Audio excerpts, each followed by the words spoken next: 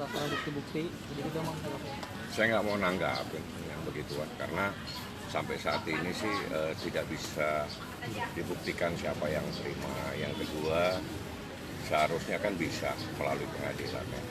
Itu biar jelas, jadi tidak simpang siur kayak seperti ini. Jadi silakan, jadi kalau memang itu dari pengadilan, ada tanda terimanya, bisa kita pertanggungjawabkan. Jadi hal-hal yang sebetulnya itu kewajiban ya. Kalau berbicara kewajiban seorang ayah, ngapain dipublikasi? Gitu. Saya juga punya kewajiban terhadap anak saya nggak perlu publikasikan. Jadi hal-hal yang demikian saya nggak perlu tanggapin ya, karena kewajiban itu dalam putusan itu banyak. Jadi ada beberapa hal, termasuk biaya-biaya dan sebagainya, termasuk setiap bulan ada kewajiban. Nah, ada hal-hal lain di dalam undang-undang bahwa memang itu tidak bisa ditolerir. Artinya itu hal yang diatur secara tegas tentang biaya yang menjadi kewajiban seorang ayah atau seorang mantan suami. Seperti itu. Jadi kalau dia menunjukkan dia transfer, itu bisa saja, tapi apakah itu siapa yang menerima kan tidak bisa diperlihatkan secara tegas. Saya tidak menanggapi dan berapa. Nah, kalau kita berbicara berapa, harus kembali ke putusan. Putusannya seperti apa, berapa biayanya yang harus ditanggung, berapa tiap bulan dan sebagainya. Umur anak itu berapa, 5 tahun.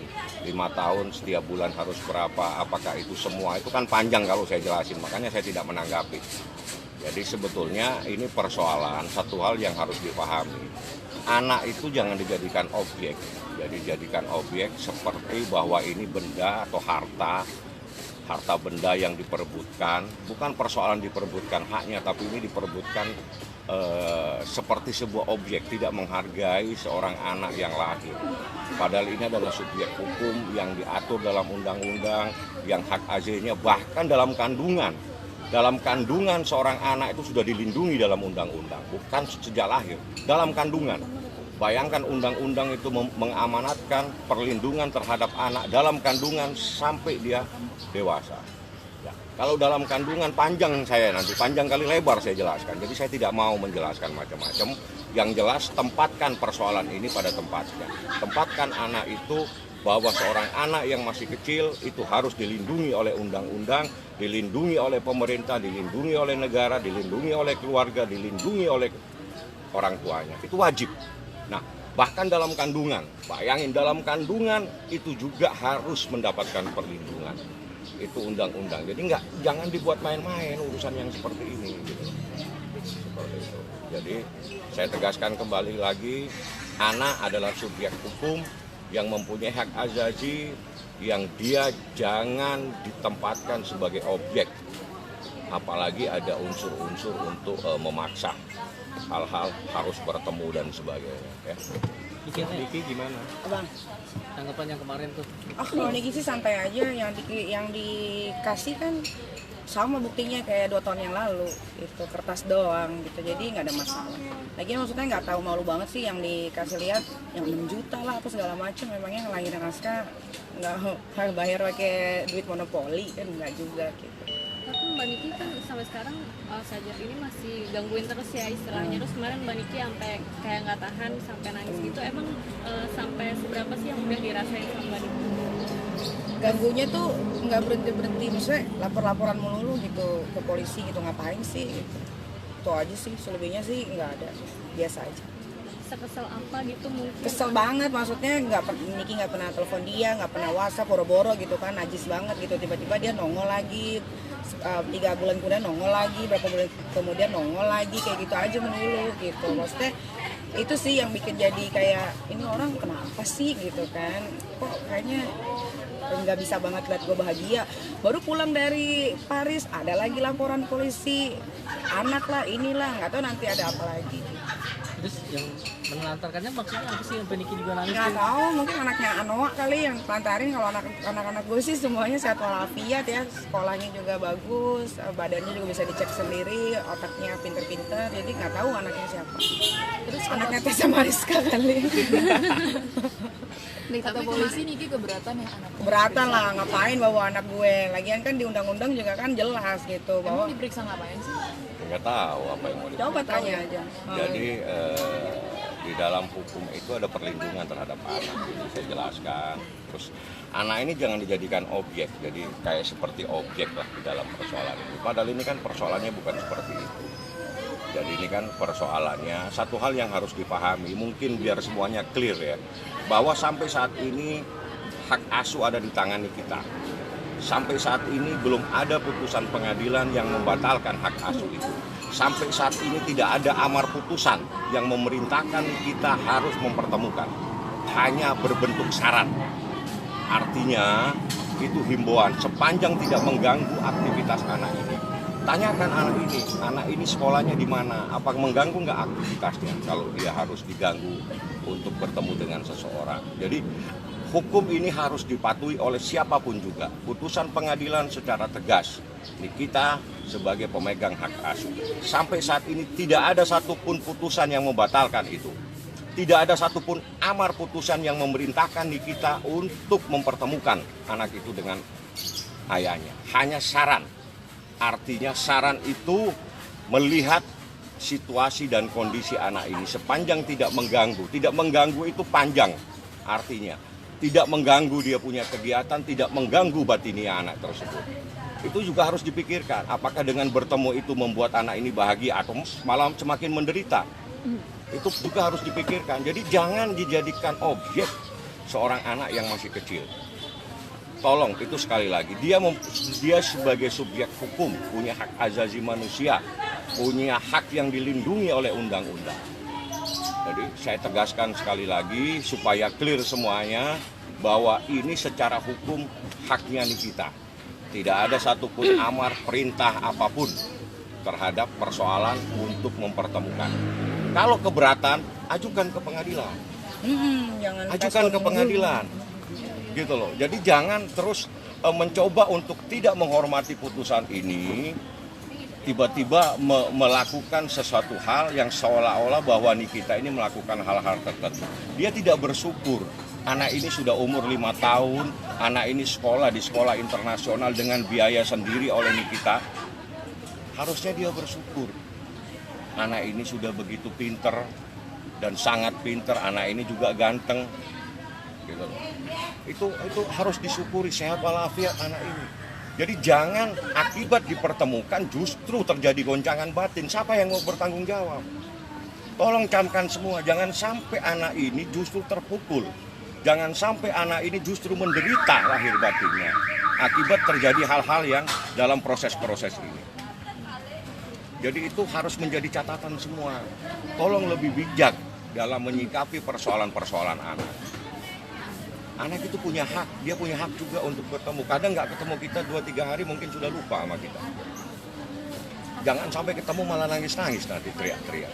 Apa nggak terganggu batinnya?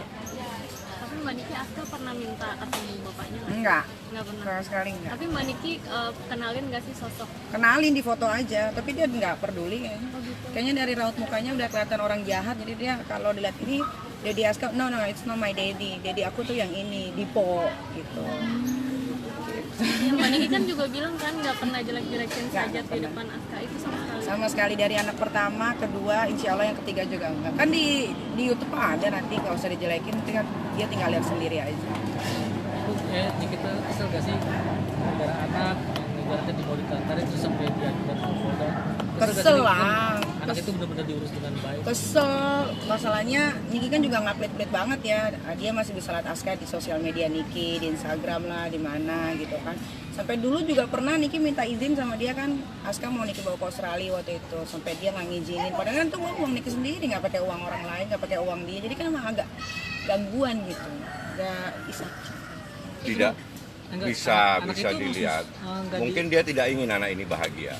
Nah, itu Mungkin, itu bisa perlu jadi. dipertanyakan ya, bisa jadi, patut diduga lah. mungkin dia ingin Aska tuh sedikit waktu bersama dia. Niki gimana sih untuk kemudian Kalau dia mau kayak begitu harusnya dari dulu, dari beberapa tahun yang lalu. Nah waktu Niki habis melahirkan, terus Niki di rutan 1,5 bulan, itu Aska sama dia 1,5 bulan, 1,5 bulan itu sama dia, gitu. Niki keluar, nggak lama dia hilang, datang lagi minta video call anaknya, oh ya udah, abis itu hilang tuh, nggak taunya pacaran sama perempuan yang nikah siri ini kan. Terus habis itu ada laporan polisi, tapi nggak jalan ya bang ya, dulu banget. tiba-tiba abis dia nikah tetap siri karena nggak terdaftar di Indonesia, baru deh tuh gembor gitu. Jadi Niki bingung kalau emang dia sayang sama anaknya harusnya dari tahun lalu, dari beberapa tahun lalu, kenapa baru sekarang ini gitu. Berarti ada dugaan dipengaruhin gitu atau gimana sih?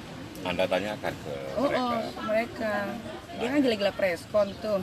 Tanyain deh. Nih, tapi di preskon kemarin ada bukti transfer terbaru itu 15 Agustus 2019. Berapa?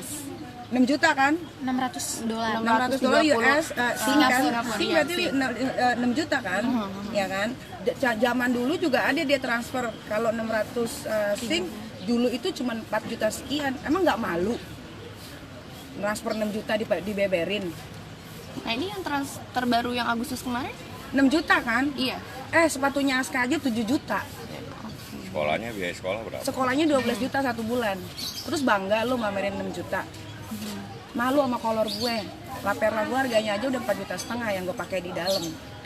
Terus dia mamerin dengan si Elsa Sarif juga bilang katanya, oh itu nanti kejiwaannya Aska terguncang karena Nikita Mirzani jago acting, brutal segala macam. Anak gue pinter aja tuh masuk sekolah yang baru ini kan dia pakai tes, dia masuk gitu. Ya, jadi Niki sih Niki maklumin aja, namanya juga orang gemes kan. Tapi pin bales gak sih kan? Enggak lah, biar Allah aja yang balas. Udah dibalas juga kan, udah kena karmanya. Mereka menikah sampai detik ini belum dikasih anak juga, itu udah balasan sih. Yang perempuan ini kan sebenarnya punya anak kan dari pernikahan yang sebelumnya. Tapi yang masih jet kan enggak, ya pikirannya diri. Gitu. Tapi Soal yang kasus yang ini sidangnya nih. Nanti habis sidang. Sidang. tapi laporan kan Niki juga pernah laporin saja tuh kemarin sempat di-post di story. Itu gimana sih lanjutannya? Itu tanya abang.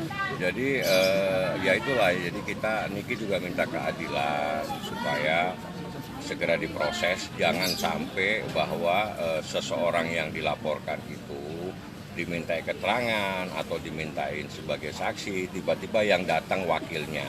Karena di dalam hukum pidana, wakil itu tidak bisa diperiksa, yang datang harus bersangkutan, tidak ada alasan apapun. Dia harus mematuhi hukum yang berlaku di Indonesia, siapapun itu. Jadi di dalam hukum Indonesia yang dipanggil harus datang, tidak boleh diwakili. Gitu. Karena yang diwakili tidak bisa diperiksa. Nah, sampai saat ini tidak ada proses lebih lanjut.